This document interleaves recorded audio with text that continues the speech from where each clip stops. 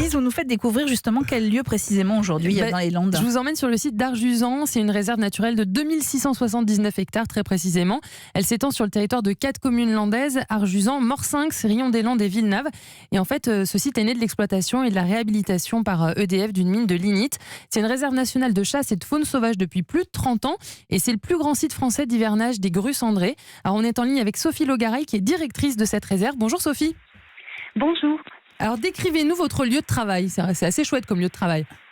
Ouais, c'est un lieu particulièrement magique effectivement parce que, comme vous l'avez justement dit, c'est un site qui a été façonné par l'homme, comme d'ailleurs beaucoup ce territoire hollandais. Et ce qui est assez spectaculaire, notamment aujourd'hui où on parle de crise de biodiversité, c'est un espace aujourd'hui où la nature a repris ses droits. Et c'est un site sur lequel effectivement on a un joyau de nature avec effectivement des espaces très préservés et de vastes espaces également qui s'offrent au public avec des réglementations bien sûr, mais qui permettent aussi de jouir de la pleine nature. Comment ça s'est passé ? Vous avez reconstitué en fait l'écosystème. Est-ce que vous pouvez nous expliquer un peu ? Effectivement, EDF, de par l'exploitation qu'il avait conduit, a été obligé de remettre le site en état, mais il est allé un petit peu plus au-delà, puisqu'effectivement, il a conservé les grandes ouvertures qui avaient permis l'exploitation d'une sorte de charbon qu'on appelle le lignite ici, qui permettait d'alimenter une centrale thermique à l'époque, jusqu'en 92. Toutes ces vastes excavations sont restées ouvertes et ont formé des lacs. Donc sur le site, on a plus de 500 hectares de très très grands lacs. Et attenant à ces milieux, on a des espaces ouverts constitués de landes, de forêts, des écosystèmes terrestres qui sont assez variés et qui vont permettre d'accueillir une faune et une flore très patrimoniale et très remarquable.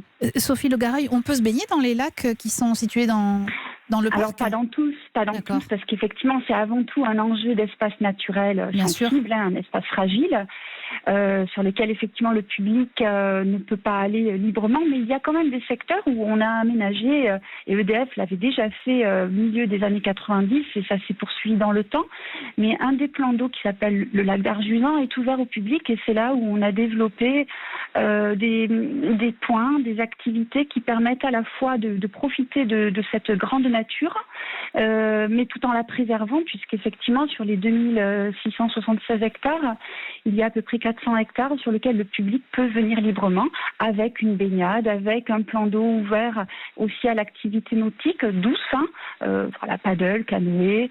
Il y a également une maison d'accueil avec un centre de découverte, des sentiers de promenade qui permettent de comprendre l'histoire de ce lieu et sa richesse actuelle. Sophie Logaray, on entend à votre accent, vous êtes de la région, on est d'accord ? Oui, je suis bien du coin. Et comment on devient directrice de la réserve ? Il faut avoir une fibre écologique, c'est-à-dire aimer effectivement la faune, la flore, aimer la nature et après c'est avoir une bonne connaissance du fonctionnement des écosystèmes. Alors, ce qui est intéressant en plus ici sur la réserve d'Arjuzan, c'est d'arriver à la fois à avoir cette action de protection, surtout par rapport le changement du climat. On en parle partout aujourd'hui. C'est vrai, c'est des vraies préoccupations d'un gestionnaire d'espaces naturels aujourd'hui. Mais à la fois, c'est d'arriver aussi à faire de nos lieux protégés des espaces qui sont plus à vocation sociale et qui permettent aussi au public, tout en le préservant, de pouvoir y accéder. Parce qu'en plus, il y a des visites guidées toute l'année sur inscription. Et puis, vous avez une programmation estivale, notamment pour les enfants. Il y a Partons en livre au lac, c'est le 13 juillet, c'est ça ? Oui, exactement. Donc, on travaille aussi avec des acteurs locaux. C'est un site aussi qui s'inscrit dans un territoire. Et par exemple, effectivement, avec la médiathèque, on va partir à la découverte d'un auteur local, qui est d'un village sur lequel le site est présent, avec une illustratrice de Bordeaux. Et ils vont effectivement animer des ateliers enfants et présenter à la fois notre richesse culturelle et puis un lieu magique sur lequel le public aime bien venir. Eh bien, merci beaucoup Sophie Logaray. Ça donne envie de venir vous rendre visite. Merci d'avoir été en direct avec nous ce matin sur Europe 1. Je rappelle que vous êtes la directrice de la réserve. Toutes les infos sont à retrouver sur le site d'Europe 1. Élise, vous postez tout ça sur votre compte Twitter avec le hashtag Europe 1.